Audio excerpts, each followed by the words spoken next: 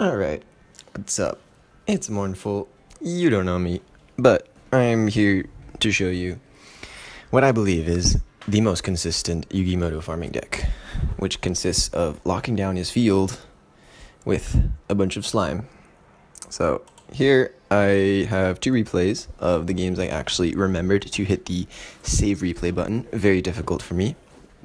Currently I am 6 for 6 with this deck. Small sample size, yes, I know, but I believe that this deck is highly consistent. It's currently the way I have it set it up only gets 7 rewards for myself, but I decided sacrificing 1 reward for the sake of consistency is a fair trade in my opinion. This deck is very, very consistent. You can probably replace a couple cards for I don't know, fusion summon, ritual summon, tribute summon, gravekeepers, whatever you feel like. Get that 8k, get that extra reward, but again, you're going to suffer a little consistency drop, so it's your decision. I've got my new modified deck list over here. It's a little different than the one I posted on Reddit earlier today. I added a second Crystal Seer, since it technically thins the deck by 2 cards. You're only keeping 1, but the other one gets added to the bottom of the deck, so it's technically 2 cards you're cycling through. I've replaced Abyssal Designator with Exchange, because sometimes you get a rough early game, you don't have the life points to pop Abyssal Designator. Breath of the Wind and Array of Revealing Light, I think, are the 2 cards could replace the most in this deck. Maybe one of the Metal Morphs, but more or less it's pretty consistent, it's pretty good. If this video is a little crappy, I apologize. It's almost 5 in the morning, I'm tired, but I want to get this video out to you, the people. So let's do this. And this replay, both these replays actually, I started with Jam Breeding Machine, which is it's pretty lucky, not gonna lie. But even the games where I didn't start with it, the deck does a very good job at stalling until I hit that point. So here he returns Jerry Beans Man with Golden Sentry. I'm not worried to take the 800 points. Even if he had another monster, it still was not lethal. And then once he flips it back down here, he will not be able to flip summon again. I don't have to worry about anything returning in my hand. So I can just chuck monsters on the field and they'll be fine. This is a Sphinx. He tribute summoned it, but again, he can't flip summon, so don't have to worry about returning to the hand. So here I popped Crystal Seer because I was worried about drawing Summoned Illusions last card, but then I ended up drawing it this turn. But either way, I flip summon Crystal Seer, and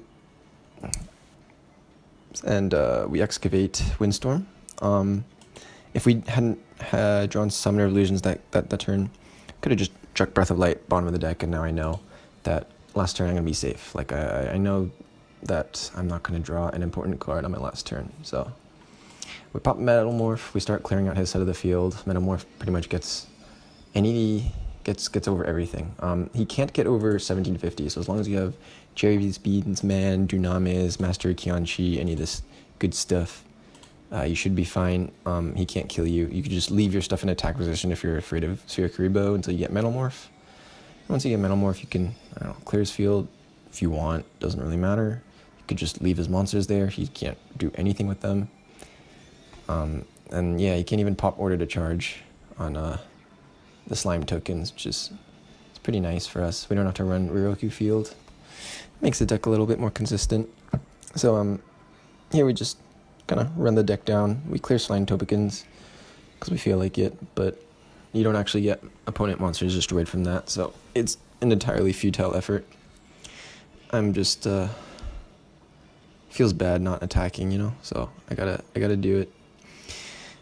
And then once we get down to our second last turn, 1 card left in the deck, we're gonna go ahead and set our Summoner of Illusions. If you don't have this card, that's fine. You can remove it, you know, get, I don't know, Big Koala, some ritual monster, I don't know, whatever you feel like that lets you get something fat on the field for your 10k damage, 5k damage combo. So 1 card in the deck, we have Summoner Illusions on the field. We have Windstorm to protect him, but he won't actually attack with the slimes. One interesting thing about the quirk about the AI with the slime tokens is if he can switch them to defense, he won't attack. So even I meant to demonstrate this early in this video, but I'm an idiot. So even if you have Crystal Seer in attack position, 100 attack, he can get over it with the slime tokens. He won't actually attack into it unless he special summoned it that turn. So if you have a Crystal Seer in the field and you want to get rid of it, what you got to do is clear one of the spaces on his field, and then next turn he'll have a slime token special summoned, and it'll be in attack position, and he can't switch it that turn since it was the turn that was summoned. And at that point, he's just like, okay, screw it, might as well attack, and then he attacks stuff if he can kill it. But otherwise, he won't attack. So if you need to clear something in the field, make sure you just destroy one of his monsters, and then his fresh slime token will clear out whatever you want to get rid of. So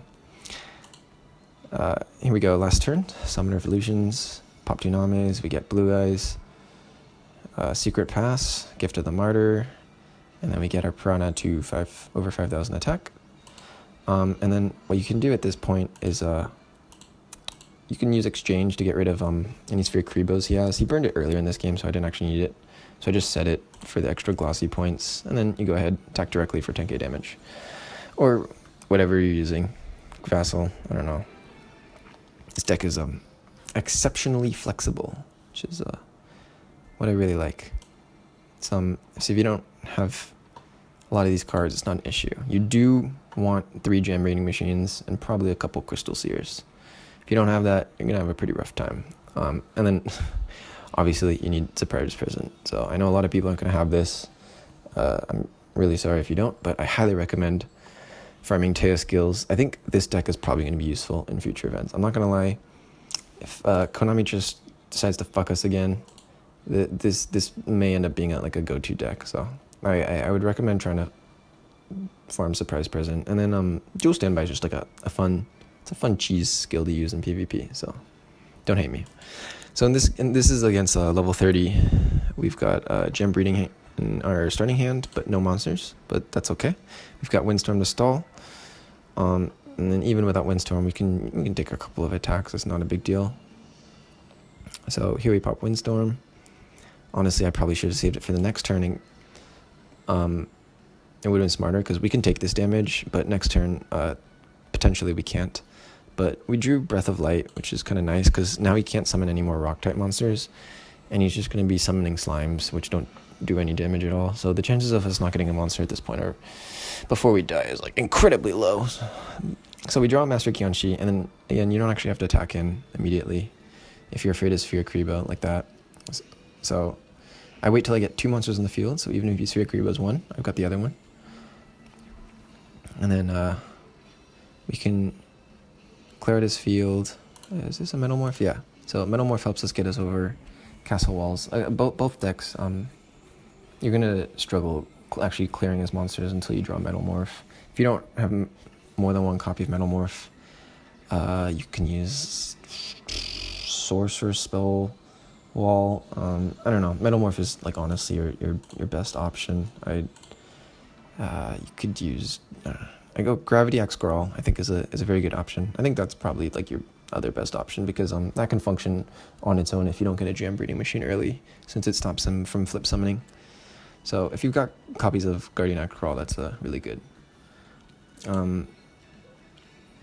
So here I'm clearing 2 spots on his field every single turn, which means he can actually set monsters. So I am getting opponent monsters destroyed. I'm getting the extra points for that this game. You don't have to do that. Again, the extra points aren't going to get you from like 7k to 8k. In this game, I think I got 8,000 points. I don't remember why. I don't really pay attention to my dual assessment scores. I kind of just rush through everything because I'm a busy man, you know. I got things to do.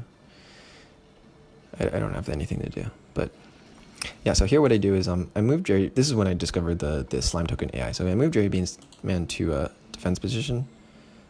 And again, if you notice, he'll move the old ones to defense position. He doesn't want to attack with them, and he'll only attack with the new freshly summoned slime. So there you go. Now you have field clear. You're all set for your last turn. You can keep killing slimes, and it really doesn't matter. It's honestly a waste of time. I'm not even gonna try to justify it. So again, we're gonna do our last turn combo with Summoner of Illusions.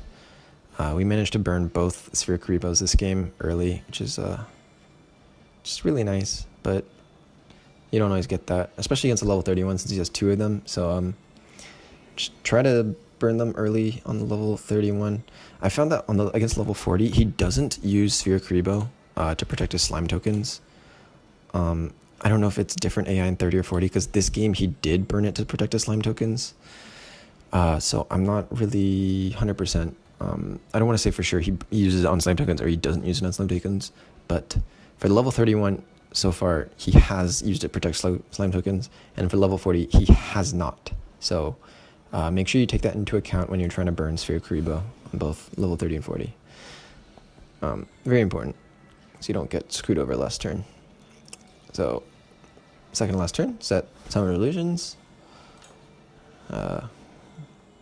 Wait this out. He has no way of getting over that, even with Union attack. Summoner, get Blue Eyes, Summon Prana, Secret Pass, Gift of the Martyr into 5k attack, and attack directly. And voila, successful farm. So, again, this is 6 for 6 for me. Very consistent so far. I understand it's a small sample size, so I don't know, people might have different results, but yeah. Oh, look at this. All right, why don't I give you fine folks a live demonstration of this fine deck. Our marvelous flood of slimes. We're just gonna drop some hot loads all over Yugi, hopefully. I really apologize, I'm rambling. I am very tired. Oh my god, look at that. It's beautiful. It's beautiful. We get that first turn Jam Breeding Machine. I know these are 3 terrible, terrible examples because you're not going to get that every game, but you know, it is what it is. We're going to just summon Crystal Seer now. Since we know we can't take lethal this game, or this turn. So we just pop it early, and we make sure we don't have Summon of Illusions as our last card. So we already have 2 beaters, so we don't need Master Kyonchi, but we don't really need the Jam Breeding Machine either. So I'll take this one, because I think he's glossy. Yeah, he's glossy. So I'm gonna go ahead and summon him. In case he has Sphere Karibo, I'm just not gonna attack. There's no way he can get over me. He can order to charge me, but I really don't care, because again, there's no way. Oh wait, this is level 30. He can Union attack me, but again, don't really care. So we'll go ahead, summon a different beater now. He has no back row, so we know that no castle walls, so we could definitely get over this if he doesn't do that. Alright, so 1 Sphere Karibo has been burnt. We only have to deal with 1 more at the end of the game. And then again, he always switches the slime tokens to defense when he can. He doesn't like attacking with them. So go ahead and attack his face down. The only reason I'm attacking the face down is I'm trying to give an example of how this deck would function if we had Vassal and we're trying to avoid dealing battle damage. So even though I am running Prana Army, I'll try to avoid dealing battle damage just so people can see that like you can do that with this deck. So we have an exchange, which we'll save for last turn. And we can't get over that since it's 1800, so we'll just wait. Yeah, so we'll pop exchange last turn to get rid of the Sphere Karibo. So this is going to be a long process of just doing nothing. We'll Breath of Light that. Might as well. We have no purpose, no use for this at this point.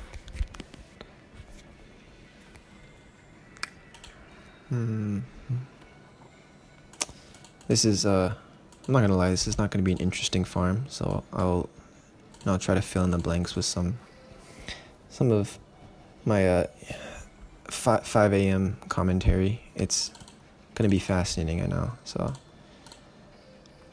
does anybody like quiches? I was eating a quiche like an hour ago, and I got pretty full. But take this metal more so we can start clearing the field.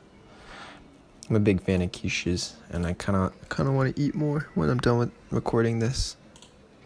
I know you don't care, but again, this is gonna be a boring farm, so I gotta do something to not make it awkwardly silent. So again, he won't attack it, right? You saw that last turn. I'll just end turn just so you can see. So all his slimes, oops, lot of slimes are in defense position here, so he's just gonna ignore our Crystal Seer. He doesn't want to move them in attack position. So if we want it to die, we gotta clear up a space. Jesus. So go ahead, kill one of the slimes. Alas, the second Sphere Kariba. Today is truly unfortunate for us here at the Yugi Muto farm. Alright, so switch this guy back to attack. And we'll go ahead, clear out young slime, which will cause him to summon one next turn. Just get rid of Jerry Beansman. And again, since this one's locked in attack, he'll just go for the attack on our monsters so he can destroy it. So now he clears out our field, and we are all set for the last turn. So let's just get through these last couple cards, all swift-like. Try to make this quick and painless. I'm going to turn all this stuff off because we are not going to need it. Alright, so 2 cards left, one more turn.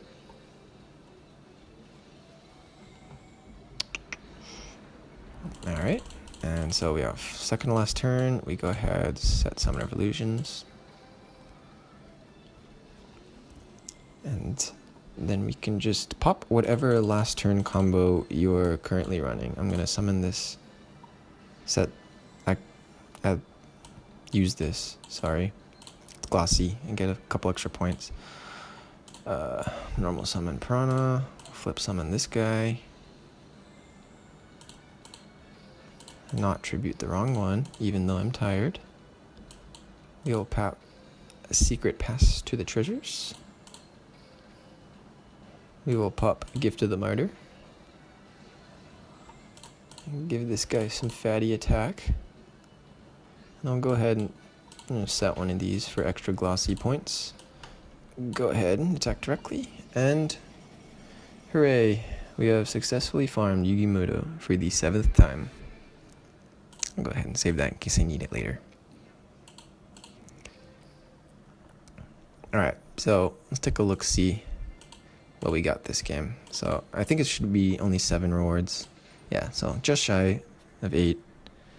Can probably push it over with a tribute summon, something simple. Doesn't have to be anything amazing. Just switch out one card. Deck will be slightly less consistent, but you'll get your 8th reward. It's up to you. And then yeah, I did get 600 points from Glossy for this game, so you got to keep that in mind if you have less or more.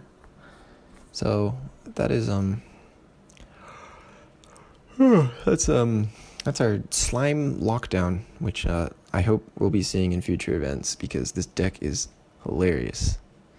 So if you have Surprise Present, highly recommend you attempt this. If you don't, go farm Surprise Present. Alright, I think that is it. Goodbye.